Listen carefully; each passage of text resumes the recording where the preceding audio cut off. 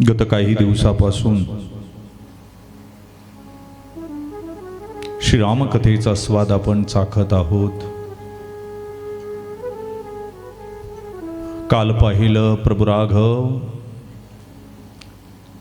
राज्याभिषेक करणार आहे.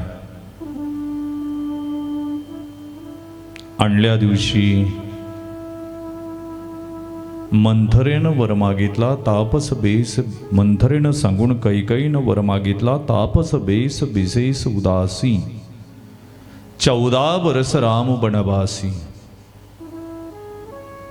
प्रभू राघव सरकार म्हणतात, पिता मुज देयू कानन राजू, जंगलाचं राज्य मला दिलं.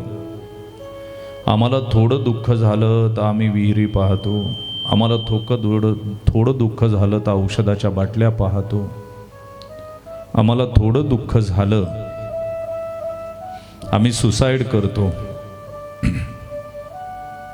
उद्या राज्य मिळणार आणि आज वनवासाला जावं लागते. खरं तर माझ्या रामाला वनवास झाला, चांगलं झालं. वनवास झाला नसता तर राम फक्त अयोध्येचे राजा झाला असता, पण वनवास झाला आणि माझा राम जगाचा राजा झाला. म्हणून दुःख सहन करायला शिका. जो आनंद हातात आहे तो जगायला शिका. मानवी मनाचा विचित्र स्वभाव आहे. त्याला लांबचे डोंगर नेहमी साजिरे दिसतात, गोड दिसतात. पायाखालची हिरवळ त्याला कधीच दिसत नाही. आपण आयुष्यामध्ये यशाचा शोध घेतो, सुखाचा शोध घेतो, प्रेमाचा शोध घेतो. ते शोधणं एवढं तीव्र असतंय की स्वतःला त्याच्यामध्ये हरवून बसतो. महत्वाच्या स्व नावाच्या गोष्टीकडे दुर्लक्ष करतो, स्वतःची ओळख विसरतो. आपण कोण आहे, आपली क्षमता काय आहे, हे सगळं विसरून जातो. आपल्या अस्तित्वाचा सुगंध काय हा प्रश्न स्वतःला कधीच विचारत नाही.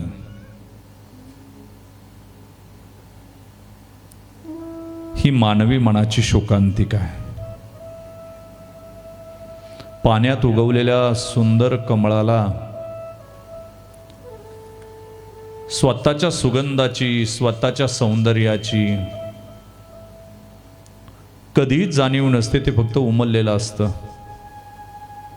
आणि जेव्हापासून उमललंय ते एकाच जाग्यावर असतंय. पण त्याच्यातील मकरंदाचा, सुगंधाचा खरा आनंद जर कोण घेत असेल तर दूर लांबून आलेला भ्रमर घेत असतो,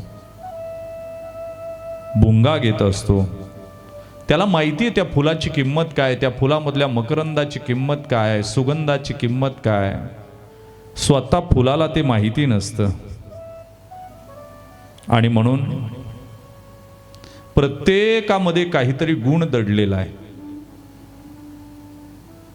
देवाची देणगी आहे, पण दुर्दैव आहे की आपल्या गुणांपासून आपण अनभिज्ञ आहे. आपल्याला आपल्यातलेच गुण माहिती नाही आणि आपल्याला आपली किंमत कळण्यासाठी दुसऱ्या कोणाच्या तरी सर्टिफिकेटची अजिबात गरज नाही. दुसऱ्यांनी चांगलं म्हणावं आणि मग मी स्वतःला चांगलं समजायचं, अजिबात नाही. दुसऱ्याच्या सर्टिफिकेटची, दुसऱ्याच्या मान्यतेची वाट पाहायची गरज नाही. आपलं असं झालंय, जोपर्यंत दुसरा म्हणत नाही तू हुशार आहे, तोपर्यंत आपण हुशार आहे, आपण चांगले आहे हे आपल्याला मान्यच होत नाही. आणि हीच स्वतःबद्दलची अनास्था आहे. तीच आपल्या दुःखाचं मूळ कारण आहे. आजचं युग सोशल मीडियाचं झालंय आणि या आधुनिक जगात, सोशल मीडियाच्या युगात दुसऱ्यानं चांगलं म्हणावं, दुसऱ्यानं हुशार म्हणावं ही महामारी रोगासारखी पसरत चाललेली आहे.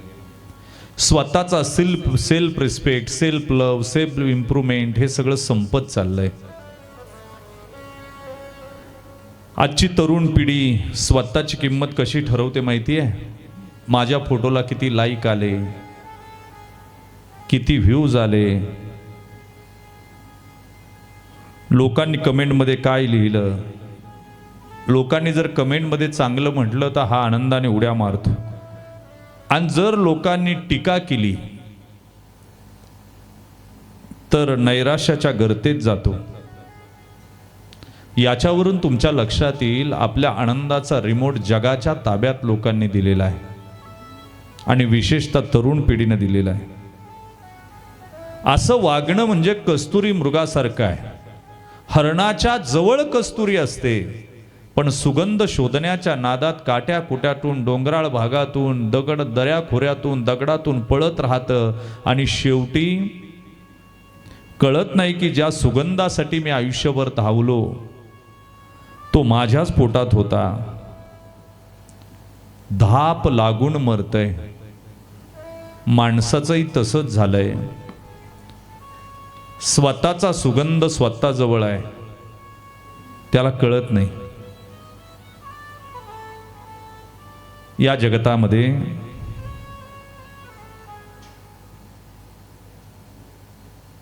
स्वतःवर प्रेम करायला शिका.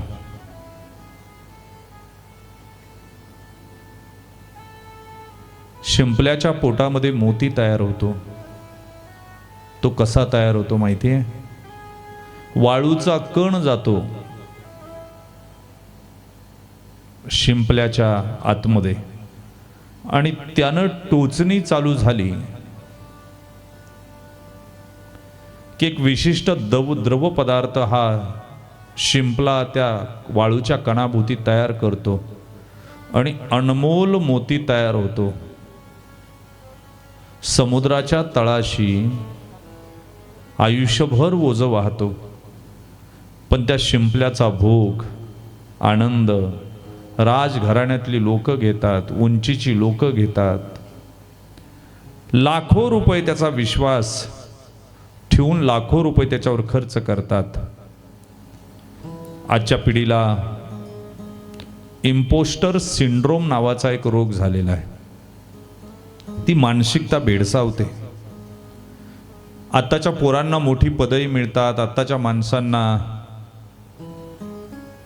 यशस्वी पदं मिळतात, पण त्यांच्या सतत मनात भीती असते की मी या पदाच्या योग्यतेचा नाही.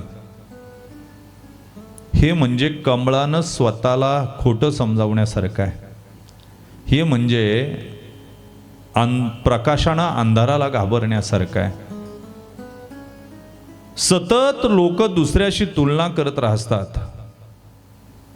आपण दुसऱ्याचे हायलाइट्स पाहतो आणि स्वतःचे बिहाइंड द सीन्स पाहतो. खरं तर प्रत्येकाची रचना वेगवेगळी आहे, प्रत्येकाचं प्रारब्ध वेगळं आहे, प्रत्येकाचं कर्तृत्व वेगळं आहे. गुलाबाची तुलना कमळाशी होऊ शकत नाही, गाईच्या दुधाची तुलना मधाशी होऊ शकत नाही. ज्याचा त्याचा वेगळा स्वाद आहे, रस आहे. तसं प्रत्येकाचं कर्तृत्व वेगळं आहे. आपण दुसऱ्यासारखं होण्याचा प्रयत्न केला तर तुम्ही स्वतःला गमवून बसाल. आपण ओरिजिनल आहे, कॉपी बनण्याचा प्रयत्न करत जाऊ नका. तुम्ही जसे आहात तसे परिपूर्ण आहात. तुमच्या आतल्या कमळाला तुम्ही उमलू दिलं पाहिजे. त्याला दुसऱ्या फुलासारखा वास यावा अशी अपेक्षा करू नका. तुमचा जो नैसर्गिक गंध आहे, नैसर्गिक ताकद आहे, नैसर्गिक विचारशक्ती आहे, नैसर्गिक दैवी शक्ती आहे, ती जगाला परिमळ देणारी आहे. म्हणून स्वतःला कमी लेखण्यापेक्षा रामाचं जीवन अंतःकरणामध्ये बसवलं पाहिजे की एवढं दुःख येऊन सुद्धा हसत मुखानं प्रभू राघव वनवासाला जातात. खरं तर या जगताच्या पटलावर आम्ही देवाला म्हटलं पाहिजे का तू ठेवील तसा राहील. तुझ्या बोटाला धरून जगाचं भ्रमण मी करेल.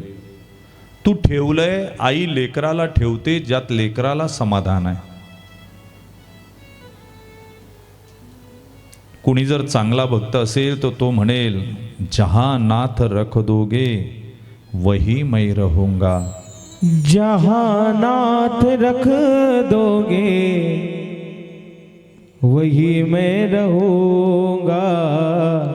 जहाँ ले चलोगे वही मैं चलूँगा. जहाँ ले चलोगे वही मैं चलूँगा. जहाँ नाथ रख दोगे, जहाँ नाथ रख दोगे वही मैं रहूँगा. जहाँ ले चलोगे वही मैं चलूँगा. हरि बोल. जहाँ ले चलोगे प्रभु वही मैं रहूँगा.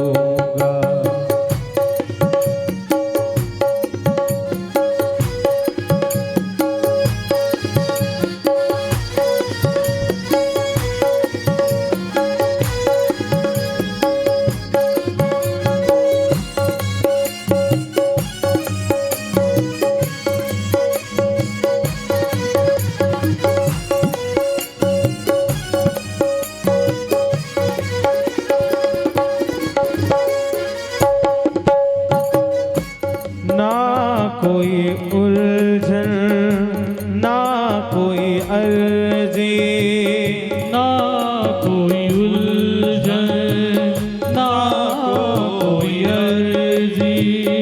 कर लो करा लो जो है तेरी मर्जी.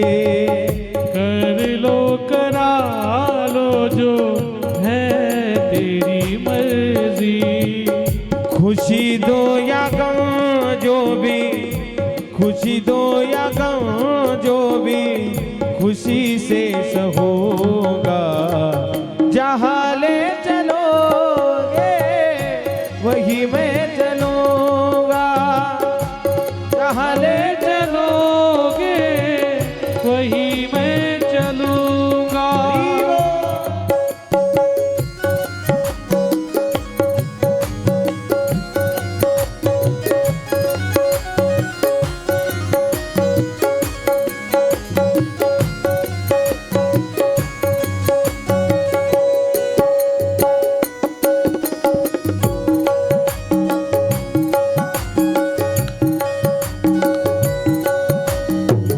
हरि बोल.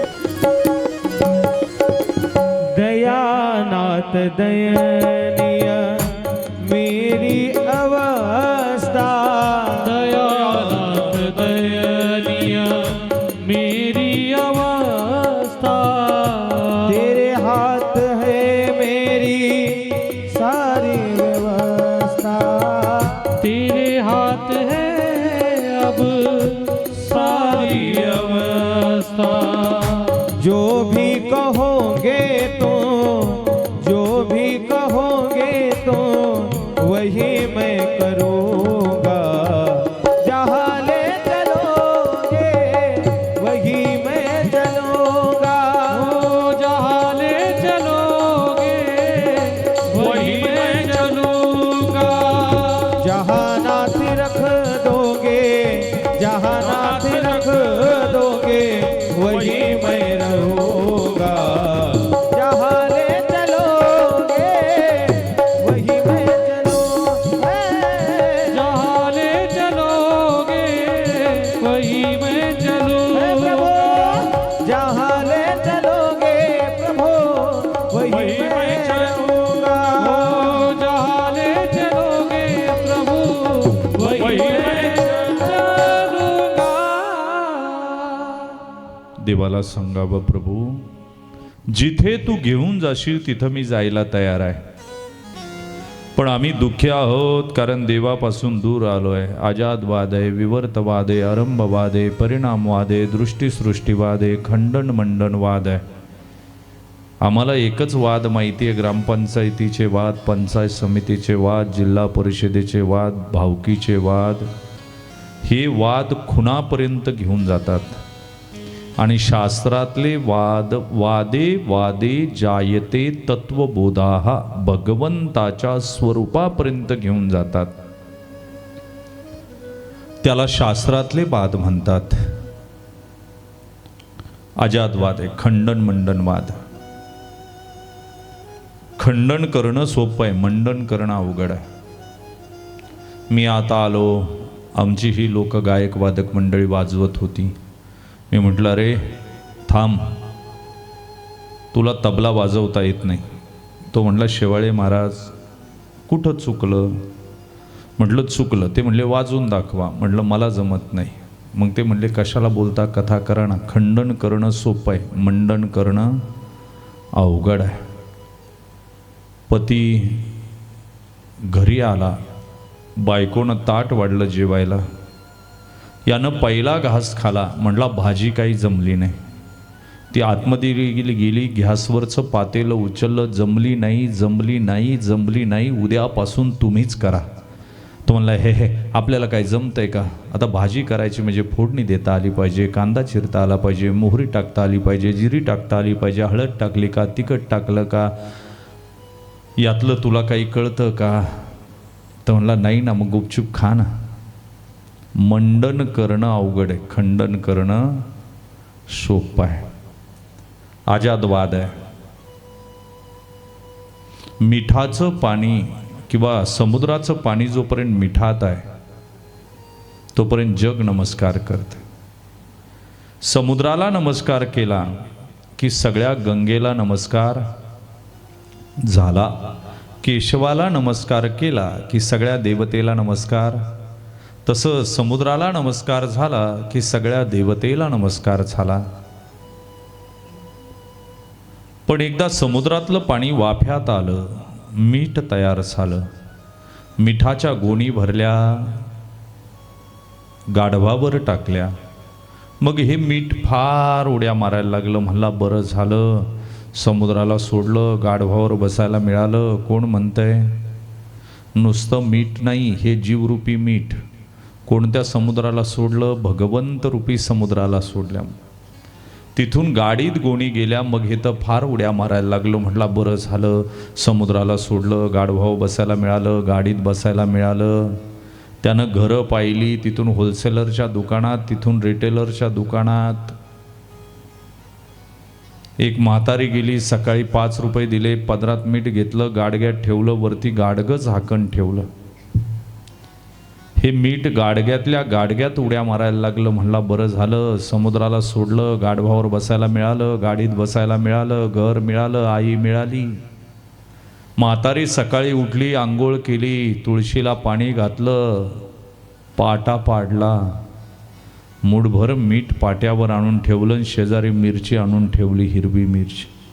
मग हे लई उड्या मारायला लागलो. म्हणला बरं झालं समुद्राला सोडलं, गाढवावर बसायला मिळालं, गाडीत बसायला मिळालं, घर मिळालं, आई मिळाली. आणि या वर्षी होऊन सुद्धा जाते. त्यानं तिला विचारलं तुमचं नाव काय? ती म्हणली मी लवंगी कोल्हापूरची. तो म्हणला कसं काय यावर्षी लग्न करायचं? मुलगा कसा पाहिजे? आईबापाला सांभाळणारा पाहिजे? ती म्हणली बावळ्या जास्त बोलू नको, थोड्या वेळाने एक बुलडोझर येणं आपल्यावर फिरण. वरवंटा आला, चटणी तयार झाली, भोजन झालं. दुसऱ्या दिवशी नरकाला प्राप्ती झाली. जोपर्यंत समुद्रात होतं जग नमस्कार करत होतं. समुद्राला सोडलं, नरकाला प्राप्ती झाली. तुमचं आमचं जीवन नरकमय झालंय याचं कारण आम्ही भगवंत रूपी समुद्राला सोडलंय. अजातवाद. विवर्तवाद असं सांगतो अग्नीने ठरवलं नदीच्या पाण्याला गरम करायचं. कधी करेलो? पण अग्नी शिरला, नदीच्या पाण्यात फुसफुस केलं, विझून गेला. नदीताई म्हणली काय अग्नी दादा, कस काय वाटतंय? अग्नी दादा म्हणला ठीक आहे, मी तुझ्या अखत्यारीत आहे, पण एक दिवस असा येईल तू माझ्या ताब्यात येईल, मग तुला सोडणार नाही. नदीचं पाणी पाईपलाईनीवट मोठ्या टाकीत आलं. गावच्या टाकीतून छोट्या पाईपलाईनीनं दारापुढच्या नळाला आलं. नळाचं पाणी पातेल्यात गेलं आणि पातेल्यातलं पाणी चुलीवर किंवा गॅसवर गेलं. खालून जाळ लागला. अग्नी म्हणला, काय नदीताई, कस काय वाटतंय? नदीताई म्हणेल का गुदगुल्या होतात? उकळावं लागलं ना. जोपर्यंत स्वस्थानात होतं तोपर्यंत विरोधी तत्व अग्नीचं सुद्धा काही चाललं नाही. पण मूळ स्थानाला सोडलं आणि उकळावं लागलं. तसं आम्ही आज उकळतोय, कारण आमचं मूळ स्थान परमात्मा आहे, आम्ही सोडलं. म्हणून कालच्या कथेमध्ये मूळ स्थान शोधण्याचा प्रयत्न केवटानं केला. केवटानं भगवंताला नावेमध्ये बसवलंय. गंगा मैयाला हात जोडतात केवटजी, मैया धीरे बहो, मेरे नाव में चारों धाम, मैया धीरे बहो. जोरात हेलकावा देऊ नको गंगा माता. माझे प्रभू, माझा प्राण, माझा श्वास या नावेत बसलेला आहे. तू हळूहळू वाहा. भाव आहे. शेवटी पैल तीराला सोडलं. केवट उतारी दंडवत कीना, प्रभुई सकुच आहे नाही कचुदीना. खाली उतरवलं. प्रभूच्या डोळ्यात पाणी आहे, केवटाच्याही डोळ्यात पाणी आहे. केवटानं दंडवत घातला. केवटाला मिठी मारली जगाच्या बापानं. पण देवाच्या लक्षात आलं, कुणाचंही कष्ट फुकट घेऊ नये, काहीतरी दिलं पाहिजे. केवट उतरी दंडवत कीना, प्रभुई सकुच अही नाही कचुदीना. मनात आलं की याला काहीच दिलं नाही आपण, पण वलकलय अंगावर, काय देणार? जानकीकडं पाहिलं. जानकीच्या बोटात एक अंगठी आलेली होती, त्याच्यावर राम नाव लिहिलेलं होतं. जानकीनं पाहिल्याबरोबर नवऱ्यानं पाहिलं आणि काढून दिलं. ती अंगठी काढून दिली. केवटाला प्रभू देऊ लागले. केवट हात जोडून ढसढसा रडू लागला. प्रभूचे पाय धरले. राघवजी, नाई नाई लेता चांभार चांभार से. प्रभू, एक न्हावी दुसऱ्या न्हाव्याची दाढी करायचे पैसे घेतो काय प्रभू? एक चांभार दुसऱ्या चांभाराचे चूक ठोकायचे पैसे घेतो काय? तसं आपण दोघंही नावाडी आहेत. मी तुमचं काय घ्यावं आणि तुम्ही मला काय द्यावं? प्रभूच्या तर डोक्यात मुंग्या आल्या. हा नावाडी, मी अयोध्येचा राजाचा राजपुत्र, आणि म्हणतोय तुम्ही सुद्धा नावाडी, मी सुद्धा नावाडी. केवट, हम समव्यावसायी कैसे हो गए? प्रभू, मी लोकांना गंगेच्या या तीरावरून त्या तीरावर सोडतो, मी सुद्धा नावाडी. तुम्ही जीवाला भवसागरातून तरुण संसाराच्या घेऊन जाता, तुम्ही सुद्धा नावाडी. म्हणून तुमच्याकडून काय घ्यायचं प्रभू? आणि द्यायचंच असेल ना, 14 वर्षानं तुम्ही परत याल तेव्हा मी गंगा पार करून देईल आणि त्यावेळेस तुम्ही मला द्या. केवट पुढची बुकिंग करून ठेवतात. केवट चालू लागला भगवंताबरोबर. भगवंत म्हणतात, केवट वापस जाओ. भगवान ने केवट से कहा, अब तुम जाओ. तब केवट बोला, जाऊं कहा तजी चरण तुम्हारे. खरं तर प्रभू, तुमचे चरण सोडून मी आता जाऊ कुठं? जगात दुसरं काही राहिलं नाही. केवट डोळ्यात पाणी आणून तीरावर बसलेला आहे. भारद्वाजीच्या आश्रमापर्यंत भगवंत येतात. राघव सरकार पायी चाललेत. जानकी कधी पायी चालली नाही, परंतु आता पायी चालते. राम, लखन, गोहक, वैदेही प्रयाग धामामध्ये पोहोचलेले आहे, जिथं गंगा यमुना सरस्वतीचा संगम आहे. अक्षय वटाची परिक्रमा, माधव पूजा, प्रयागचं दर्शन झालं. आणि हे चौघही राम, लक्ष्मण, जानकी आणि भिल्लांचा राजा गोहक हा रस्ता दाखवण्यासाठी पुढे आलेला आहे. महर्षी भारद्वाज आश्रमाच्या द्वारावर आलेले आहेत. भारद्वाज ऋषींना आनंद झालेला आहे. जगाचा बाप आपल्या आश्रमात आलेला आहे. भगवान आणि महर्षी समोरासमोर आले, एकमेकाला प्रणाम केले. वाणीनं ज्याचं वर्णन होऊ शकत नाही इतकं सुख आहे भगवंत घरी आल्यावर. रघुरायानं भारद्वाजींना विचारला, कैसे हो बाबाजी? ठीक हो राघव. कुशल है ना? तेव्हा भारद्वाज ऋषी म्हणतात, जब तक मन वचन कर्म से आपका ध्यान नहीं करता, दास नहीं होता, तब तक राघव जीव को शांती कहाँ मिलती है. मनानं सुद्धा त्याचंच चिंतन केलं पाहिजे.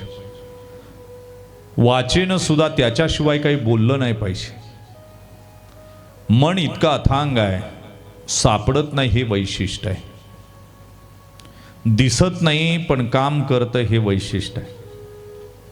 कोणत्याच डॉक्टरला मन ऑपरेशनमध्ये सापडलं नाही, आणि नाही सापडलं तेच बरं आहे. नाहीतर या तरुण पोरांनी एकमेकाला पाकिटात भरून पाठवलं असतं. काय राहिलं असतं? मन कुणाला सापडलं? एका पॅन्डॉल खाली राहून सुद्धा मन कळत नाही. बापाचं मन पोराला कळालं नाही, पोराचं मन बापाला कळालं नाही, मुलीचं मन आईला कळालं नाही. एका छताखाली राहून कळत नाही. कुणाची मन कुणाला कळाली?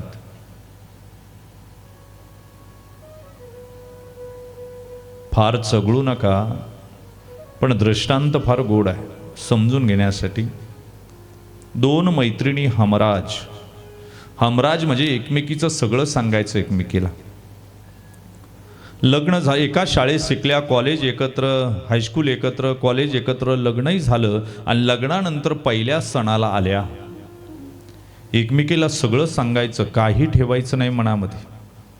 पहिली सांगू लागली, बाई आमच्या घरी प्रॉपर्टी एवढी, माझा दीर हे काम करतो, माझी नणंद अशी आहे, घरी एवढे दागिने आहेत, एवढी शेती आहे, सगळं सांगितलं. हमराजना काही लपवायचं नाही. माझा नवरा असा, त्याला हे व्यसन आहे, ते व्यसन आहे, कधी मधी घेतो. दुसऱ्या मैत्रिणीनं सांगायला सुरुवात केली, बाई लग्न झालं आता जवळ 8-9 महिने झाले, पण 9 महिन्यामध्ये लग्नानंतर माझ्या जीवनात एका परपुरुषाची मैत्री झाली. ती म्हणती बरं. मग ती सांगू लागली, आम्ही कसा कसा कसा वेळ घालवला हे सगळं सांगत होती. आणि तेवढ्यात दाराच्या आडून तिचा पती हे सगळं ऐकत होता. ती सांगत होती, तिचं लक्ष अचानक दाराच्या खाली पाय दिसले, त्याच्यावर गेलं. आता तिला 8 नंबर आणि 10 नंबर कळत नाही काय. तिनं ओळखलं की आपल्या नवऱ्याचे पाय आहेत. पण सावरते ती स्त्री असते. तिनं जे वर्णन केलं होतं ना, बाई माझी परकीय पुरुषाशी ओळख झाली, असं त्याला एकच वाक्य खाली जोडलं, बाई मला एवढं वाईट स्वप्न पडलं. तुम्हाला उद्या कळेल, काही ताण नका. त्याच्या खाली मग तिनं अजून 2-4 वाक्य जोडली. मग मी तोंड जोडून घेतलं, मी 2 दिवस जेवले नाही, याने अशा मुठी वळल्या होत्या. म्हणला नरड्याचा घोट घेतो, हिच्या नरड्याच्या पाय देतो, मला फसवते. डोळ्यात रक्त उतरलं होतं. पण जसं ती म्हटले ना, बाई मी तोंड जोडून घेतलं, 4 दिवस जेवले नाही, इतका पश्चाताप झाला मला, असं कसं स्वप्न पडलं. मग हा म्हणला अशी पत्नी परत मिळणे नाही. ATM मधून 50,000 काढले आणि फिरायला घेऊन गेला 10 दिवस. कळालं तर पा. एका पॅन्डॉल खाली राहून लोक कळत नाही, बाकी तर लांबची गोष्ट आहे. एका छताखाली राहून लोक कळत नाहीत. मन इतकं वाईट आहे, चंचल आहे, चपळ आहे, जे दिसत नाही. लोक म्हणतात वारा म्हणजे मन आहे. भारद्वाज ऋषी सांगतात, राघव मन बचन कर्म से आपका ध्यान नहीं करता, आपका दास नहीं होता, तब तक शांति नहीं मिलती. मन कसे सांगू. एकाला 4 मुलं आणि वाटण्या करायच्या. गावातले लिंबाखालचे वकील जमा झाले, तेच वाटण्या करतात. हुशार असतात ते. वाटण्या केल्या, सगळे वाटून दिलं, पण एक मांजर होतं त्यातलं, ते धाकलं होतं, ते जरा आगाव होतं. ते म्हणलं आम्हाला मांजरही वाटून पाहिजे. आता भांडणं चाललं होतं ते म्हणलं मांजरही वाटून पाहिजे, पण हे वाटून देणारे खूप हुशार असतात. मी बोललो ना, लिंबाखालचे वकील असतात. ते म्हणले मांजराला काय वाटायचंय, जाऊ द्या, 4 पाय 4 भाऊ, एक पाय नावाला वाटून घ्या, मांजर कुठेही राहील, कुठेही खाईल, कुठेही पिईल. ते म्हणले मांजर जर आजारी पडलं तर, म्हणले त्या पायाच्या बाजूला जेवढा भाग आहे आजारी पडलं तर तेवढा उपाय ज्याचा त्यानं करायचा. झालं. दुसऱ्या दिवशी मांजर गेलं धाकलेच्या घरात. तिथं दूध तापत होतं. मांजर, म्हातारी माणसं शांत बसत नाहीत. मांजर सुद्धा बघा, एक जण मांजराला सोडायला जंगलात गेला आणि रस्ता चुकला. मांजराच्या मागं घरी आला.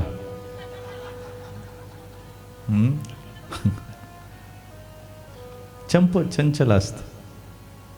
ते धाकल्याच्या घरात गेलं आणि तिथं दूध उकळत होतं, त्यात तोंड घातलं, पातेलं पालथं झालं.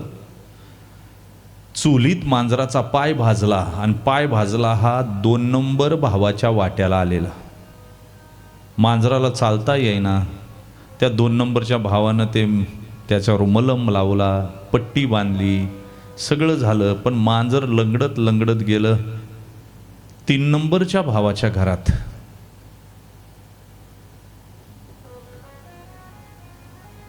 आणि तिथं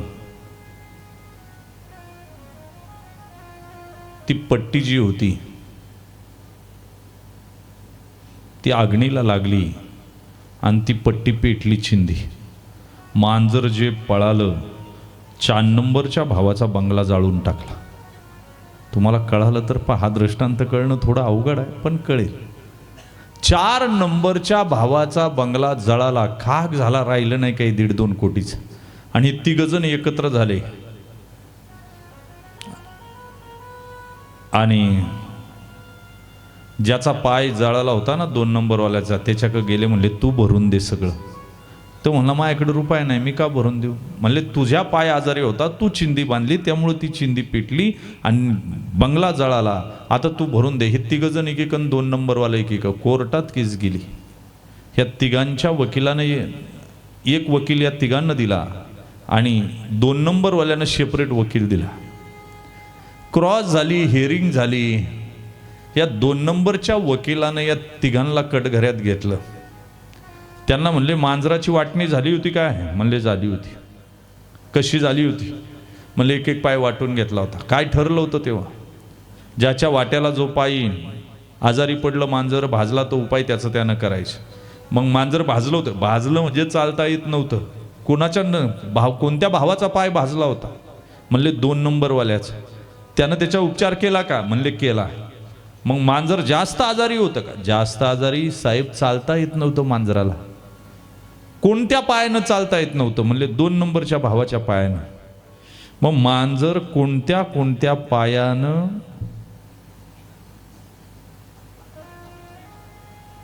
हम्म 4 नंबरच्या भावापर्यंत गेलं, बंगल्यापर्यंत. बंगला पेटवला. निकाल लागला ना. माझ्याकडे काय पाहता. यालाच मन म्हणायचं. इंद्रिय नाही, कर्म एकाला करायचं, भोगायचं दुसऱ्याचं. आंब्याची बाग आहे, पाहिली डोळ्याने, तोडला हातानं, खालं जिभेनं, मन समाधानाला, मार खाला पाटणीनं, आणि डोळे आले, पाणी आलं डोळ्यात. किती अवघड आहे. याचं नाव मन आहे. वाणीनं कुणाला दुखू नका दादा. तुका म्हणे वाणी रसामृताची खाण, ईश्वराच्या नावाशिवाय. भारद्वाज ऋषी सांगतात, राघव तेरे नाम के बिना ये वाणी किसी का रस लेती ही नहीं. क्या करूं, मन को शांति तो तभी मिलती, आपका नाम ले ले राघव, आँख से आपका रूप देख लो. देवानं 9 महिन्यात हे शरीर निर्माण केलंय, पण 90 वर्ष झालं तरी वापरायचं कसं हे कळत नाही. हे आमचं दुर्दैव आहे. 9 महिन्यात त्यानं तयार केले, पण 90 वर्ष झाली तरी वापरायचं कळत नाही. डोळे त्यानंच निर्माण केले. डोळ्यानं देवाचं स्वरूप पाहायचं का डोळे मारून नरकाला जायचं हे ज्याचं त्यानं ठरवायचं. पाय त्यानंच दिले. काहींचे पाय संध्याकाळी मद्यालयात जातात, दारूच्या दुकानात जातात, आणि काहींचे पाय मंदिरात जातात. पाय त्यानंच दिलेले आहेत. तुम्ही ठरवायचं कुठं न्यायचे. कान त्यानंच दिले. काही कान हरिपाठाचे टाळ ऐकतात आणि काही कान नारायणगावचे टाळ ऐकतात. तुम्ही ठरवायचं. जीभ त्यानेच दिली, जिभेनं भगवंताच्या गुणांचं रसपान करायचं की आयुष्यभर इंगळ बाहेर टाकायची. हे तुमचं तुम्ही ठरवा. काही बोलतच नाही चांगले हो. आज सकाळी जिकडं कीर्तन केलं मी फेटा बांधलो नाही का, आजीच्या पाया पडलो. म्हणलं आई बरं आहे का? म्हणली मला काय रक्तपिती झाली का? मी म्हणलं कुठून बुद्धी आली नीच्या पाया पडलो आपण. कधी कधी असतंय अहो, फार कठीण आहे. एक दिवस तर गाडी बंद पडली म्हणून मी एसटीनं प्रवास करू लागलो. इतकी गर्दी. एक म्हातारी वर चढली, काही केलं नाही. लोकांनी रेटलं माझ्यापर्यंत आली. म्हणलं आई, तोंड असं बारीक केलं होतं. म्हणलं आई त्रास होतोय काय? म्हणली बाबा एसटीला तर फार आग लागली. मी म्हणलं कुठं लागली? म्हणजे संकट काळचा दरवाजा मागा असतो तिथून उतरायला. काही केलं नाही, माझ्याजवळ आली, उभी राहिली. म्हणलं त्रास होतोय काही जास्त? म्हणली बाबा गुडघा तर पार पेटलाय. म्हणलं मग तू आली कायला? घरी झोपायचं ना. गेले होते ना डॉक्टरला आग लावाय म्हणली. म्हणलं भेटला का डॉक्टर? आले पिटून म्हणली एकदाची. राख रांगोळी केली, शिल्लक ठेवला नाही. कुठं चांगलं वाक्य आहे का? मी तुले परी रसाळ भगवंताने वाणी दिली, गोड बोल. काय तुझ्या बापाचं जातं गोड बोलल्यानं? हो मिठा मिठा बोल थारा काय बिगडे, काय बिगडे थारा काय बिगडे. मिठा मिठा बोल थारा काय बिगडे, काय बिगडे थारा काय बिगडे. हो मीठा मीठा बोल तारो काय बिगडे, काय बिगडे तारो काय बिगडे. मिठा मिठा बोल थारा काय बिगडे, काय बिगडे थारा काय बिगडे. मीठा मीठा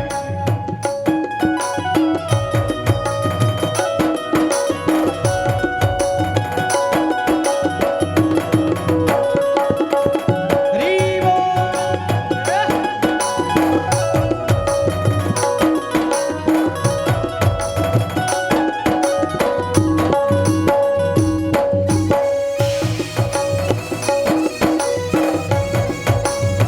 जय श्रीराम. जय जय श्रीराम.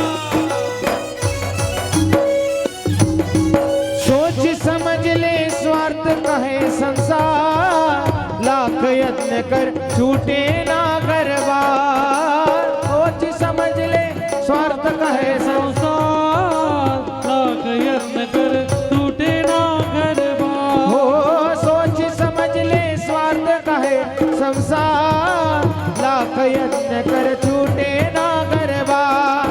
तू जान ले, पहचान ले, तू जान ले, पहचान ले. संसार किसी का घर नहीं, घर नहीं, घर नहीं, घर नहीं, घर नहीं. संसार किसी का घर नहीं, कब निकले जान मालूम नहीं. मीठा मीठा बोल थारा काय बिगड़े, काय बिगड़े थारा काय बिगड़े. मीठा मीठा बोल थारा काय बिगड़े, काय बिगड़े थारा काय बिगड़े. हरी बोल. तालियां बजाते हुए जय हो. हरी बोल.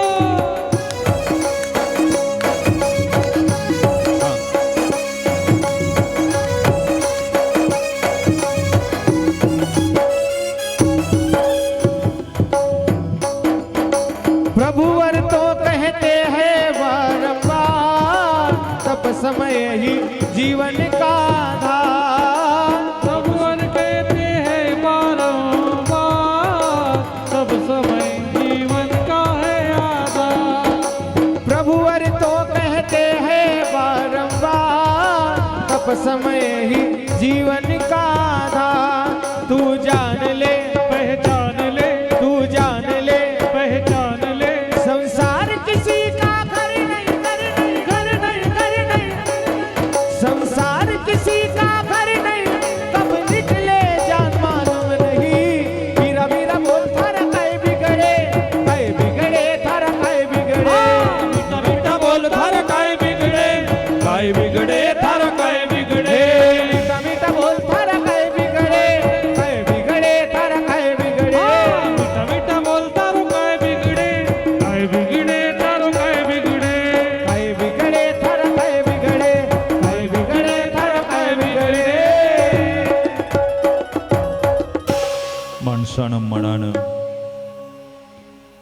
वाणीनं आणि कर्मानं रामाशिवाय कशाचं चिंतन करू नये. भारद्वाजी सांगतात राघव,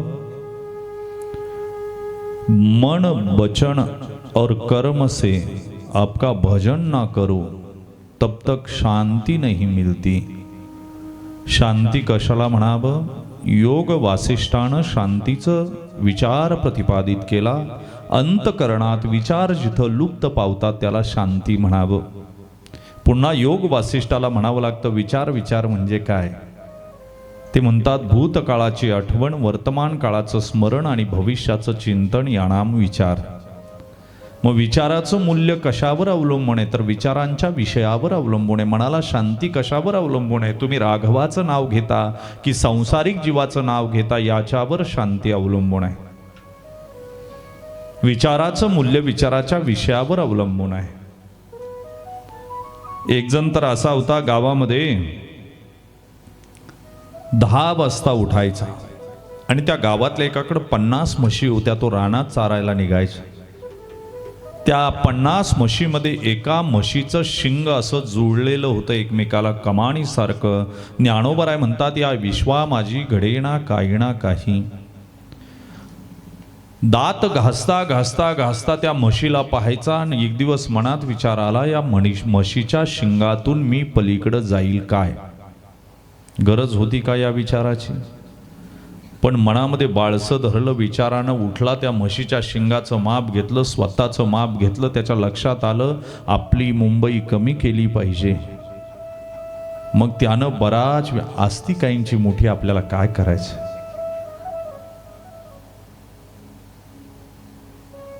आमच्या मंचर एसटी स्टँडला आज 2 जण एकमेकाला भेटत होते. 1.5 तास भेटले पण गळ्याला गळा काय लागला नाही. नुसती मेरू पर्वताची टक्कर व्हायची. आवाज यायचा, शोधतात भूकंपाचा केंद्रबिंदू, अजून सापडला नाही. काय उपयोग आहे? प्रतिदिन व्यायाम रोज केला पाहिजे. आरोग्य ज्याला टिकवायचे त्यानं.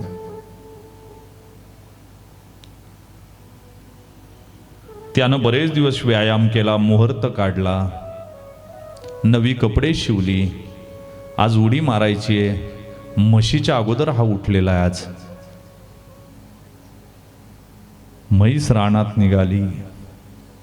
आली आली आली. यानं ठरवलं मारायची उडी. मारली मारली मारली पण थोडंसं गणित चुकलं आणि कमरेच्या मागं अडकला. म्हशीनं 1-2दा असं मान हलवली, हा आणखी फिट बसला. म्हशीनं जे पळायला सुरुवात केली, झाडांना टक्कर दे, भिंतीला टक्कर दे. आपल्या जुंद्री भाषेत बोंगा केला तिनं. काय केला? आपली जुंद्री भाषा फार भारी आहे बघा. मुंबईची लोक आहेत इथं. रामदासराव, आम्ही मुंबईला आलो आणि म्हटलं आता तुम्हाला कळन, पण प्युअर मुंबईकर जर असताना आम्ही म्हणलं असा नामदेव वरला अंगानं यांगला. आता हे यांगला चांगला, यांठानी त्यांठानी काय कळायचं यांना? आपल्याकडे थोडा पाऊस आला तर आपण म्हणतो बुरुंगाट आलं. आता कधी कळन हे तुम्ही मुंबईकरांना? डुरकुलं कधी कळेल? हे प्युअर शब्द आपले, जुंद्री डिक्शनरी आपली. काय हे गुंजाळ महाराज आहेत का? वा वा वा. आमचे उत्तम कीर्तनकार, गोड व्यक्तिमत्व. मी तुम्हाला ओळखलंच नाही इकडे लांबून. आता दिसायचे कमी झालं. सध्या मला चिल्लर दिसतच नाही, नुसत्या नोटा दिसायला लागल्या. पण हे जुने सवंगडीत आमचे, हे जुने मित्र आहेत. आम्ही बरोबर कार्यक्रम केले महाराज. फार गोड व्यक्तिमत्व. भगवंताला समोर मान नाही, अभिमान नाही, अशी गोड व्यक्तिमत्व आहे जुन्नर तालुक्यामध्ये. आणि म्हणून या जगताच्या पटलावर ही माणसं फार काळ बरोबर असतात असं नाही महाराज. सुटत जातात माणसं. काल सुद्धा आपण पाहिलं ज्यांना श्रद्धांजली वाहिली, आमचे दिलीप शेठ असतील, अतिशय जवळचे. आणि महाराज मला अंत्यविधीला सुद्धा अलीकडं जायचं म्हटलं तरी असं वाटतं ज्या माणसाबरोबर आपण दिवस काढले, अंतकरणातून त्याच्याबद्दल सद्भावना असली की सगळं संपलं. देवाला प्रयत्न करावे, देवा फक्त त्या आत्म्याला परत पुनरपी जन्मम पुनरपी मरणम पुनरपी जटनी जठरे शयनम या दुःखात घालू नको, मुक्त करून ठेव. किती संसारात किती वेळा जन्मा यावे, किती व्हावे फजित, आणि भरोसा नाही माणसाचा. प्रकाशराव आमचे चांगले मित्र, म्हणजे सुरुवातीच्या काळात मला या भागात या दोघांनीच आणलं. फार सुरुवातीला, हा काळ 10-15 वर्षाचा, आणि त्यावेळेस ह्या दोघांनी प्रेम केलं. मोठे बागायतदार, घरी नेहमी जाणं. आज मी ठरवलं होतं घरी जाईन, महेशरावांना म्हटलं होतं, पण आजही यायला उशीरच झाला मला. बघू, ईश्वराची कृपा आहे तसं. त्यानं स्वतःचं माप घेतलं आणि त्या म्हशीच्या शिंगाचं माप घेतलं. त्यानं बरेच दिवस व्यायाम केला पण जमलं नाही हो, थोडंसं अडकलं. म्हशीनं मान हलवली, उलट फीट बसला, भिंतीला धडक दिली, झाडाला धडक दिली, आणि शेवटी गावातली लोक जमा झाली. काहींनी म्हशीला धरलं, काहींनी याला धरलं, खाली काढलं. अरे म्हणले, तुला शहाणा माणूस समजित होतो, तो एकट्यानंच कसं काय फॉर्म भरला ग्रामपंचायतीत? तुझ्यामुळं झालं हे, नाही तर बिनविरोध झाली असती. बरं, हे सगळं करताना एकदा विचार करायचा का नाही? तो म्हणला, तुम्हाला काय अक्कल आहे? 6 महिने विचार करतोय. कोणता? या शिंगातून मी पलीकडे जाईल का? शांती का मला सांगा? राम नामाचा विचार केला असता तर कदाचित शांती मिळली असती. मुनि भारद्वाज की जी के आश्रम पर भगवान एक रात रुके है, प्रयाग तीर्थ पर, जहाँ गंगा यमुना सरस्वती का संगम है, अक्षय वट की प्रदक्षिणा की है भगवान ने. एक रजनी मुक्काम. मुनि भारद्वाज भगवान के दर्शन करने के लिए नित्य कार्य से बाहर आए तो भगवान ने भारद्वाज जी से पूछा, महर्षि अब आगे जाने का यहां से रास्ता हमें बताए. इथून पुढे जायचा मार्ग विचारला. बरोबर गोहक आहे. गोहकाला किती वाईट वाटलं असेल हो, की मी रस्ताच दाखवायला आलेलो आहे, पण माझ्यावर विश्वास नाही. काही भारद्वाज ऋषींना विचारतात पुढे जाण्याचा रस्ता, पण मनात भगवंत म्हणतात, गोहक, माझ्या मागून एक येणारे यात्रेकरू भरत, त्याला तू रस्ता दाखवायचा आहे. मी तर रस्ता श्रुती वेद मुनी यांनाच विचारणार. वेद मार्गे मुनी गेलो, त्याची मार्गी चालिलो, नकळेची विषय अंदा, म्हणून उघड बोलिलो. भगवंतानी 3 मुनींना 3 प्रश्न विचारलेले आहेत. खर तर भगवान ने रास्ता भारद्वाजी से पूछा, वाल्मीकि जी को रहने का स्थान पूछा, और अगस्त्य मुनि को राक्षस वंश के विध्वंस का मंत्र पूछा. खर तर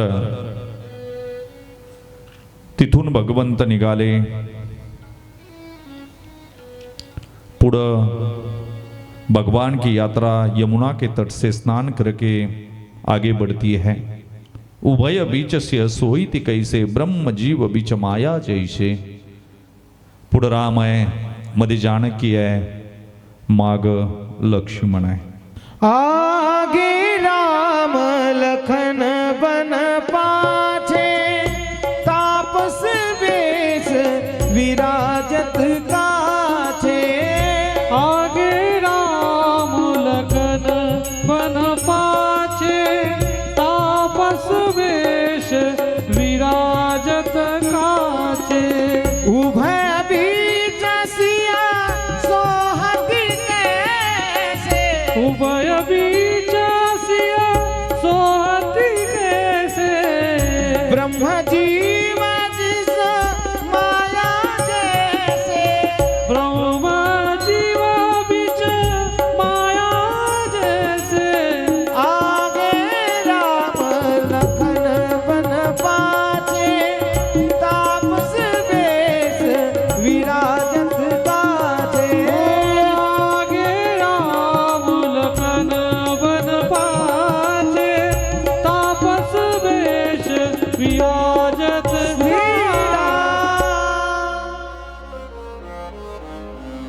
पुढे राघव, मध्ये सीता, मागे लक्ष्मण एका झाडाखाली बसलेले आहेत. दमले म्हणून दगडावर बसलेले राघव, सीता आणि मागे लक्ष्मण उभे आहेत. त्या झाडावर एक वेल गेली होती. राघवानं पाहिली आणि राघव सरकार म्हणतात, जानकी हे झाड किती भाग्यवान आहे ग, हिला अशी वेल मिळाली. जानकी म्हणते, प्रभू वेल भाग्याची आहे, तिला आधाराला असं झाड मिळालं. जानकी झाड भाग्याचं आहे का हितगुज करण्यासाठी वेल मिळाली? वेल भाग्याची प्रभू, झाड भाग्याच. वेल भाग्याची, झाड भाग्याच. तेवढ्यात दोघांचं जोरात कडाक्यात जुंपलं. वेल भाग्याची प्रभू, नाही नाही जानकी झाड भाग्याचं, त्याला अशी वेल मिळाली. लक्ष्मण सांग रे, वेल भाग्याची का झाड भाग्याच? हा हा बताव. लक्ष्मणाला धर्म प्रश्न. लक्ष्मण म्हणतो, दादा वेलही भाग्याची नाही आणि झाडही भाग्याचं नाही, या सावलीला बसणारा लक्ष्मण भाग्याचा आहे. काय म्हणलं? कळालं तर पहा. काळ पुढे सरकू लागला. वाल्मीकि ऋषि के आश्रम में आते. बड़ा सुंदर वाल्मीकि का आश्रम, वनबाग सुंदर लगते, बड़ी साधनामय भूमी आहे. जेव्हा राम आलेले कळाले, ऋषी मुनी नाचू लागले. वाल्मीकि मन आनंदू भारी, मंगल मूर्ती नयन निहारी, तपकर कमल जोरी रघुराई, बोले वचन श्रवण सुखदाई. आनंद विभोर झाले भगवंताचं रूप पाहून. रामानं हात जोडलेले वाल्मिकजींना नमस्कार केला. त्रिकालज्ञ असलेले वाल्मीकि, वाल्मीकि जी आप तो त्रिकालज्ञ हो, विश्वमय विश्व में के सभी रहस्य आप जानते हो, फिर भी इस कारण हम वन में आए, सब आपको बता दे. बहुत सुंदर कारण भगवान ने बताया. तात वचन पुनि मातु हित भाई, भरत असराऊ, मोह कऊ दरस तुम्हारो, प्रभु समुम पुण्य प्रभाव. भरतजी शब्द जिभेवर आला आणि राम ढसढसा रडायला लागले. भावाची आठवण आली. मेरे भरत को शासन मिले, इसलिए हम वन में आए. आप जैसे साधु के दर्शन के लिए हम वन में आए. सब मम पुण्य प्रभाव, हे सगळं माझ्या पुण्याचा प्रभाव आहे. वाल्मिकजी कोई सामान्य व्यक्ती नाही, सामान्य माणूस नाही. वाल्मिक ऋषी उंचीवर पोहोचलेले महात्मा.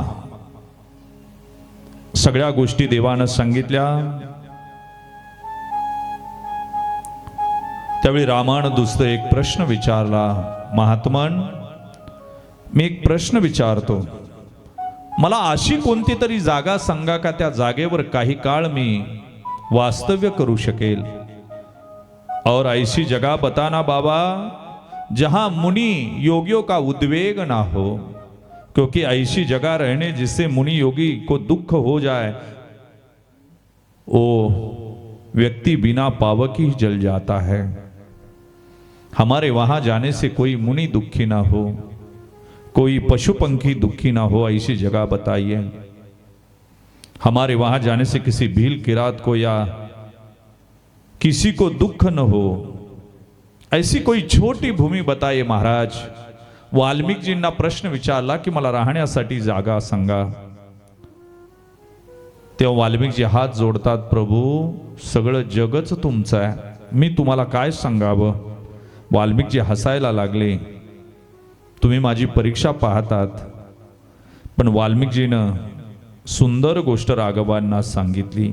श्रुती सेतु पालक राम तुम जगदीश माया जानकी, जो सृजती जगु पालती हरती रूख पाव कृपा निधी की. सांगितलं तुला मी एक जागा सांगतो. चित्रकूट पर्वत आहे. चित्रकूट गिरी करवु निवासु, तह तुम्हारी सब भांति सुपासु. सैल सुहावन कानन चारु, करी के हेरी मृग निहग बिहारू. महाराज आप चित्रकूट पर्वत पे विहार करिए. वहां आपके लिए सब सुविधा बनी रखी है. सुहाने पर्वत है, सुंदर वन है, हाथी सिंह हिरण विहार कर रहे हैं. उस काल में केरी केहरी भी रहेंगे, आज तो नहीं दिखाई देते, लेकिन बाबा जी ने कहा चित्रकूट वन में सब कुछ सुविधा बना के रखी है बाबा जी। मृग भी है, बीहक भी है, पूरे प्रदेश का परिचय दे दिया। राघव, ये चित्रकूट पर्वत बहुत सुंदर है, बड़ी वनस्थली है, बड़ी प्रकृति है, बड़ा प्यारा प्रदेश है राघव। नदी पुनीत मंदाकिनी, आणि वाल्मिकींनी ती वर्णन केलं नदीचं। नदी पुनीत पुराण बखानी, यात्री प्रिया निज तपबल आणि सुरसारी धाव नाव मंदाकिनी, जो सब पातक पोतक डाकिनी। या चित्रकूट पर्वतावर एक नदी वाहते, तिचं नाव मंदाकिनी आहे। रामानं विचारलं, इतकी सुंदर नदी आहे? हो, ही आत्री महाराजांच्या पत्नीनं ही नदी प्रगट केली अनुसयेनं। तिचं नाव सुरसौधारा मंदाकिनी। ही मंदाकिनी नदी, जो पातक पोतक डाकिनी। महाराज, ही मंदाकिनी निर्माण कशी झाली चित्रकूट पर्वतावर? राघवांनी विचारलं। त्यावेळी ऋषी सांगतात, आत्री महाराजांचा नियम होता की गंगेच्या पाण्याशिवाय ते संध्या करत नव्हते। प्रत्येक दिवशी गंगेवर जायला लागायचं, गंगाजळ आणायला लागायचं प्रयागला। इतक्या लांब जायला लागतंय आपल्या नवऱ्याला, याचा भाव मनामध्ये प्रगट झाला आणि अंता अनुसयानं तप केलं आणि पती त्रास होऊ नये माझ्या पतीला, आणि म्हणून या प्रदेशामध्ये गंगेची एक धारा प्रगट केली। आत्री प्रिया निज तपबलानी, सुरसरी धारा नाव मंदाकिनी, जो सब पातक पोतक डाकिनी। राघवेंद्र, चित्रकूटगिरी करव निवासा, तू चित्रकूट पर्वतावर राहा। आणि वाल्मिकी महामुनीने चित्रकूट पर्वताचं गुणगान केलं। चित्रकूट महिमा अमित कही महामुनी जाणो, आणि तीनों चल पड़े चित्रकूट पर्वत पर। गोस्वामी कहते हैं, तीनों मंदाकिनी स्नान किया। चरण कबल चित्रकूट में पड़ने के बाद धरणी सदगदित हो गई, पूरा प्रदेश सम्मानित हो गया। व्याकुल बन रहा रहे, रो रहे पौधे, पशु पंखी रो रहे, प्रकृति देवी की चट्टान टुकड़ा टुकड़ा रो रहा है। गोस्वामी जी लिखते हैं, भगवान आपका पाव पडते ही आवत देखी देखित मुनिवृंदा। सगळ्या ऋषी मुनींना कळालं की प्रभू आलेले आहे परित्राणाय साधूनाम, साधूंचं रक्षण करण्यासाठी आले।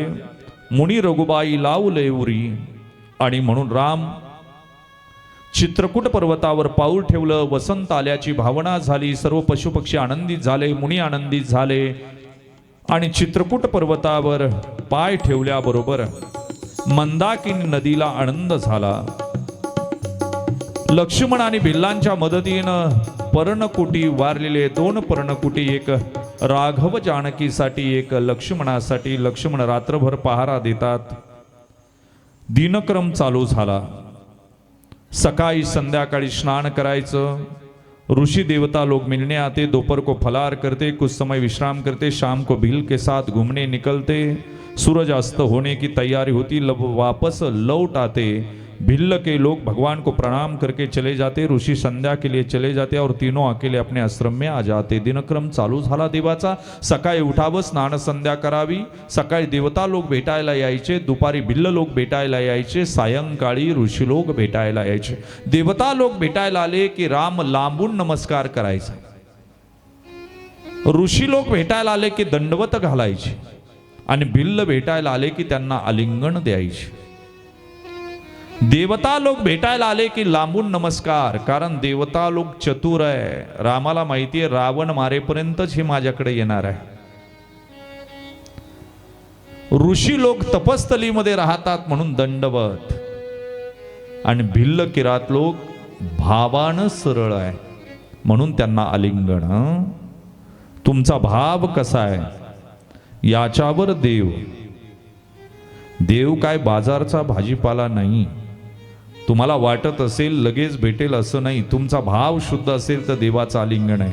भाव अशुद्ध असेल तर देव सुद्धा तुम्हाला लांब. देवा देवा भावाचा भुकेला, देवा देवा भावाचा भुकेला, देव देव भावाचा भुकेला, देव देव देव भावाचा भुकेला, देवा देवा भावाचा भुकेला, देवा देवा भावाचा भुकेला. वैकुंठ सोडून या आला, वैकुंठ सोडून या आला, सोडून या आला. देवा भावाचा भुकेला, देवा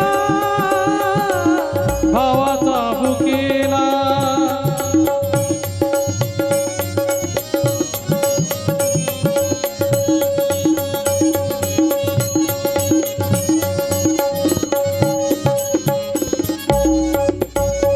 पुंडलिके उभा केला, पुंडलिके उभा केला.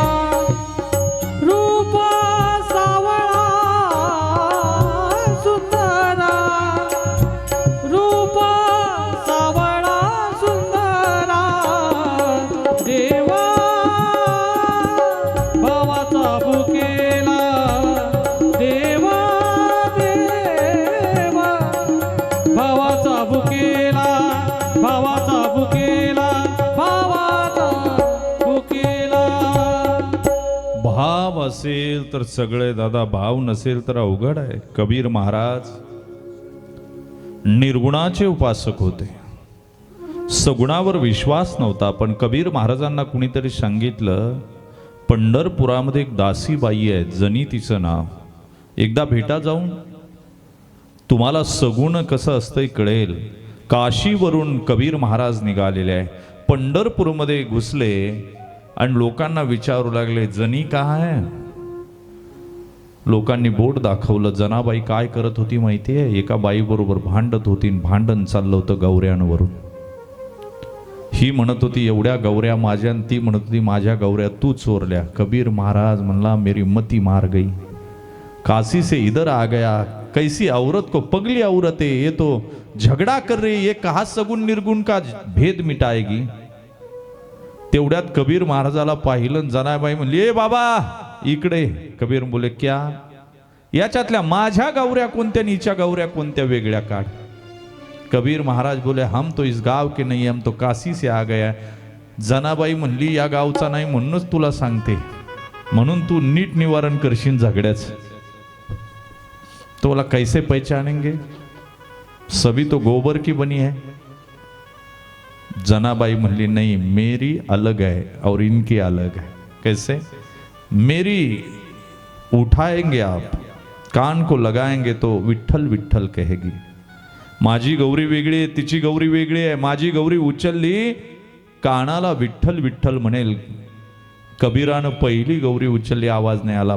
पगला गई, सटिया गई औरत, क्यों आया इतना दूर. दुसरी उचलली नाही, तिसरी उचलली नाही, चौथी उचलली आणि त्या गौरीतून आवाज आला, विठ्ठल. हे विठ्ठल विठ्ठल जनाबाईच्या गौऱ्या बोलू लागल्या, विठ्ठल विठ्ठल जनाबाईच्या गौऱ्या बोलू लागल्या. हे विठ्ठल विठ्ठल जनाबाईच्या गौऱ्या बोलू लागल्या, विठ्ठल विठ्ठल जनाबाईच्या गौऱ्या बोलू लागल्या. संत कबीर आणि नामदेवाच्या माना डोलू लागल्या, संत कबीर नामदेवाच्या माना डोलू लागल्या. हे संत कबीर आणि नामदेवाच्या माना डोलू लागल्या. विठ्ठल विठ्ठल विठ्ठल विठ्ठल विठ्ठल जनाबाईच्या गौऱ्या बोलू लागल्या. हे विठ्ठल विठ्ठल जनाबाईच्या गौऱ्या बोलू लागल्या, विठ्ठल विठ्ठल जनाबाईच्या गौऱ्या बोलू लागल्या. हरी बोल.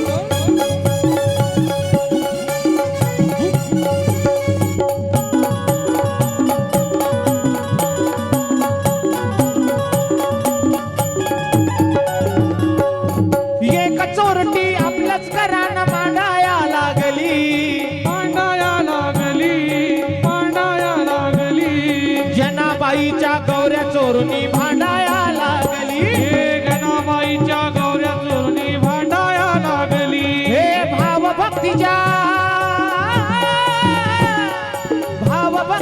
फुल पाकळ्या देवा फुल लागल्या हे भावभक्तीच्या फुल पाकळ्या देवा फुलू लागल्या विठ्ठल विठ्ठल विठ्ठल विठ्ठल विठ्ठल विठ्ठल विठ्ठल विठ्ठल जनाबाईच्या गौऱ्या बोलू लागल्या हे विठ्ठल विठ्ठल जनाबाईच्या गौऱ्या बोलू लागल्या विठ्ठल विठ्ठल जनाबाईच्या गौऱ्या बोलू लागल्या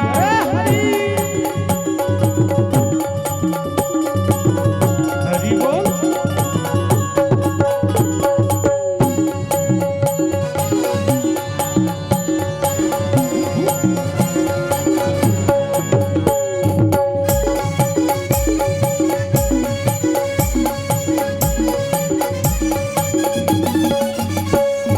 महती ऐकून जनाबाईला भेटाया आले भेटाया आले दृश्य पाहुनी संत कबीर आश्चर्यचकित झाले दृश्य पाहुनी संत कबीर आश्चर्यचकित झाले विठ्ठल विठ्ठल विठ्ठल विठ्ठल विठ्ठल विठ्ठल विठ्ठल विठ्ठल विठ्ठल विठ्ठल विठ्ठल विठ्ठल विठ्ठल जनाबाईच्या गौऱ्या बोलू लागल्या हे विठ्ठल विठ्ठल जनाबाईच्या गौऱ्या बोलू लागल्या हे संत कबीर आणि नामदेवाच्या माना डोलू लागल्या संत कबीर आणि नामदेवाच्या माना डोलू लागल्या हे संत कबीर आणि नामदेवाच्या माना डोलू लागल्या विठ्ठल विठ्ठल विठ्ठल विठ्ठल विठ्ठल विठ्ठल विठ्ठल विठ्ठल विठ्ठल जनाबाईच्या गौऱ्या डोलू लागल्या हे विठ्ठल विठ्ठल जनाबाईच्या गौऱ्या बोलू लागल्या विठ्ठल विठ्ठल जनाबाईच्या गौऱ्या बोलू लागल्या हे विठ्ठल विठ्ठल जनाबाईच्या गौऱ्या बोलू लागल्या हे गौऱ्या बोलू लागल्या हे गौऱ्या बोलू लागल्या भाव पाहिजे दादा. चित्रकूट आनंदात आहे. लक्ष्मणाची सुरुवात झालेली आहे. राम सीता झोपली की रात्रभर पर्णकुटीला वेढे मारत राहायचे, रात्रभर जागायचं, दिवसभरही जागायचं. आई वडिलांप्रमाणे जानकी आणि रामाची सेवा करायची. आजच्या रात्री संध्याकाळी राघव झोपलेले आहे, सीता झोपलेली आहे. एक परिक्रमा पूर्ण झाली आणि पर्णकुटीच्या दारावर आल्यानंतर पाहिलं राघव उठून बसलेले आहे आणि डोळ्यातून रडतायत. लक्ष्मण गेले, भैया रो रहे हो क्यों? सीतेला जाग आली. महाराज रडता तुम्ही, रात्रीचं रडणं चांगलं नाही, का रडता? लक्ष्मणाकडे पाहिलं ना आणखी रडायला आले. लखन मुझे कैकई नंदन की याद सतावे. मला भरताची आठवण येते रे. काय प्रेम करावं भावावर, इतकं प्रेम पाहिजे. प्रभू कधी कधी बसायचे दगडावर, उत्तर दिशेला तोंड करून डोळ्यात पाणी आणायचे. 13 वर्ष राघवानं दक्षिण दिशेला पाहिलं नाही, फक्त उत्तर दिशेला पाहायचं अयोध्येकडे. दक्षिण दिशेला पाहिलं असतं तर मंदोदरी सहित सगळ्यांच्या बांगड्या त्याच वेळेस फुटल्या असत्या. पण 13 वर्ष दक्षिणेकडे पाहिलं नाही.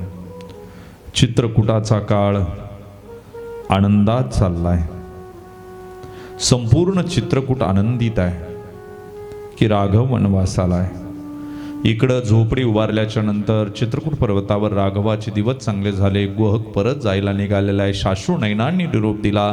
गोहक त्या गंगेपर्यंत आलेला आहे जिथं केवटानं राघव सरकार जानकी माता आणि लखन भैयाला सोडलेला आहे.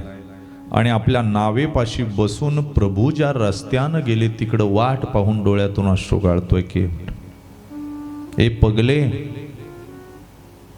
नाव पानी में लेके नहीं गया?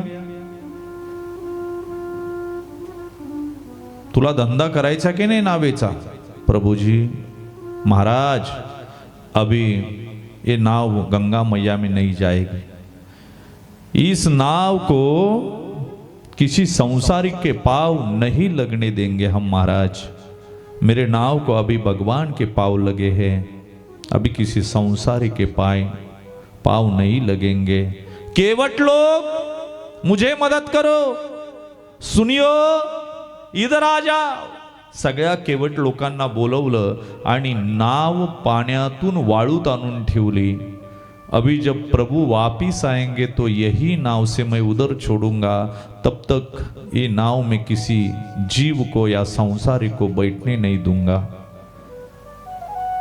गोहकाच्या डोळ्यात पाणी आलं. त्या दिवसापासून केवटानं त्या नावेत कुणाला बसू दिलं नाही. रोज नाव धुवायची, पूजा करायची, फुलं आणायची आणि त्या वाळूत बसून राघवाची वाट पाहायची. 13 वर्ष पुढे वाट पाहिलेली आहे. दुसऱ्या नावेनं गोहक पैल तीराला आला आणि जसा तीरावर आला तसं त्यानं पाहिलं की सुमंत प्रधान अजून अयोध्येत गेलेले नाहीत. सुमंत प्रधान रथाच्या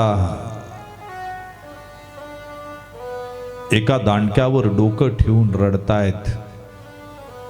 बाबाजी आप गए नहीं, अवध कैसे जाऊं.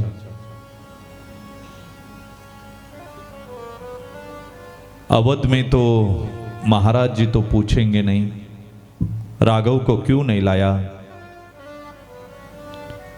कैकई को पूछने का अधिकार नहीं. सुमित्रा मां तो पूछने के हालात में नहीं, लेकिन कौशल्या मां मुझे पूछेगी मेरे राघव को क्यों नहीं लाया, तो क्यों बताओ, क्या बताओ बाबा, इसलिए मैं गया नहीं. अवध की जनता मुझे पूछेगी प्रधान होने के नाते मेरे राघव को क्यों नहीं लाया. काय सांगू मी, आणि म्हणून गेलो नाही. त्यावेळी हा केवट सांगतो, राजाच्या नंतर राज्याला आधार असतो प्रधानाचा. बाबा, प्रधानानं आधार दिला पाहिजे. लोक घाबरून गेली असतील, अंधाधुंदी माझे तुम्हाला गेलं पाहिजे. चला मी तुम्हाला सोडून येतो. रथ हाकायला बसला गोहक. सुमंत प्रधान मागच्या बाजूला बसलेले आहे आणि चापकाचा फटकारा मारला घोड्याला. चलो. सुमंत प्रधान जोरात आले, मत मारियो बाबा, मत मारियो. जब से राघव, जानकी और लखन गए, इन घोड़ों ने पानी तक नहीं पिया, घास नहीं खाया, गंगा के तरफ देखते रहते हैं और रोते रहते हैं. गोहकानं रथ वळवला अयोध्येच्या बाजूला, पण वळून परत घोडे गंगेकडे पाहत राहायचे का जिकडे राघव ज्या बाजूला निघून गेले त्या बाजूला. बाबा, ये अश्व है ना, ये राघव का प्राण है. जब बच्चे थे लखन और राघव इस घोड़े पे घोड़सवारी करते थे. राघव गंगा जी से निकल गए, लेकिन इन्होंने उस दिन से दाना पानी नहीं खाया. बाबा, मत मारियो इनको. शेवटी सुमंत प्रधानानं हात फिरवले घोड्यावर. घोडे निघाले. चलो मैं आपको छोड़ के आता हूं. दिवसा पोचलेले अयोध्येच्या जवळ, पण अंधार होऊ दिला. अयोध्येत तसं जायचं नाही, रात्र झाली पाहिजे. विचारतील की राघवाला का नाही आणलं, रात्र झाली नव्हते. घोड्यांचा आवाज आला. महाला पुढे घोडे उभे राहिले आणि तिथलं वातावरण पाहिलं. गायीचे गळती लोचन, वना जाता रघुनंदन, आश्व गज करती रुदन, दुखे पाशान उकलती. गायी रडत होत्या, हत्ती रडत होते दादा. दुःखानं अयोध्येतले दगड सुद्धा उकलायला लागले होते. डोहीच्या तटा जीवन, जेवी तळमळती मीन, देवी अयोध्येचे जन रामाविन तळमळती. सुमंत प्रधान आणि गोहक रथ घेऊन आला आणि त्या रथाचा आवाज ऐकला. अश्व गज रुदन करू लागले. सगळा महाल शांत होता, पण कौशल्याच्या महालातून रडण्याचा आवाज येत होता.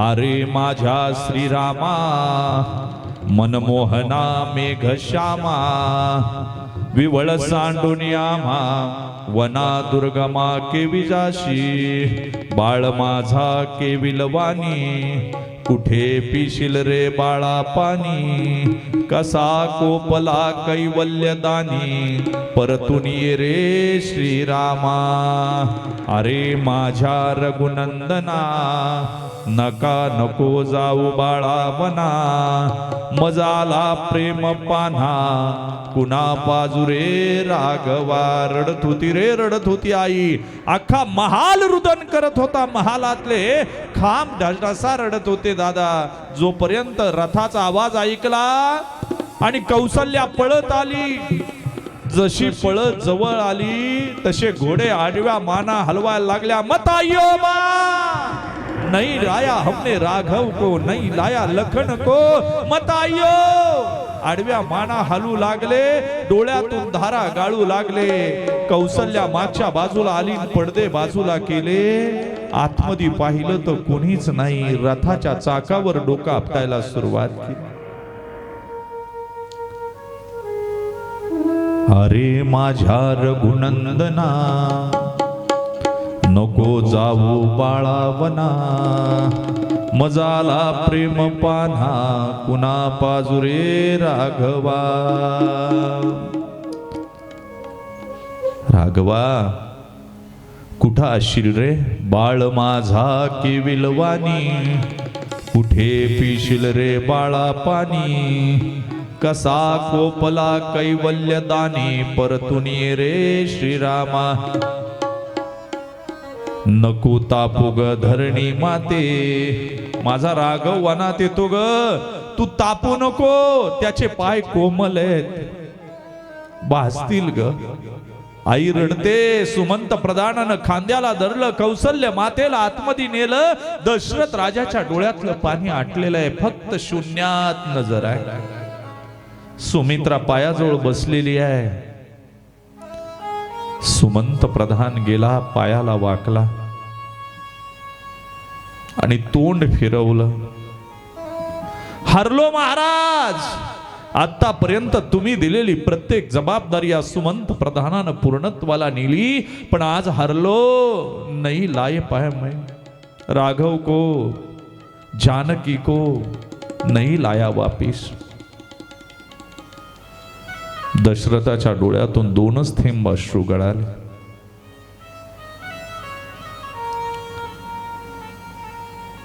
सुमंत प्रधान पायाला धरून इतका रडला आणि आणलं नाही म्हणल्यावर दशरथ राजाची मानसिक स्थिती ढासाळली आणि दशरथ राजा कौसल्याला विचारू लागला कौसल्या जी महाराज त्या भिंतीवर काय दिसतंय काही नाही मार खोटं बोलते तू सुमित्रे तू सांग काय दिसतंय काही नाही महाराज खोटं बोलता तुम्ही सुमंत प्रधान काय दिसतंय त्या भिंतीवर काही नाही महाराज भिंत आहे खोटं बोलता तुम्ही त्या भिंतीवर 3 चिता जळताना मला दिसतात श्रावण बाळाची आई श्रावण बाळाचा बाप ते आंधळे आईबाप मला शाप देतात दशरथा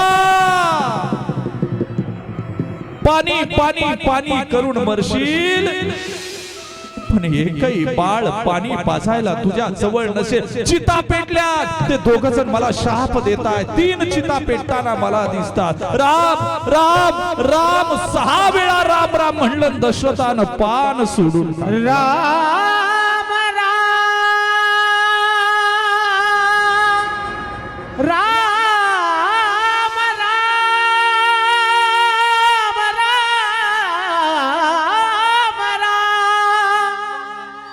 राम राम राम कही राम राम राम कही तनु परिहरी रघुबर विरह राहु गए हूँ सुरधामा दशरथ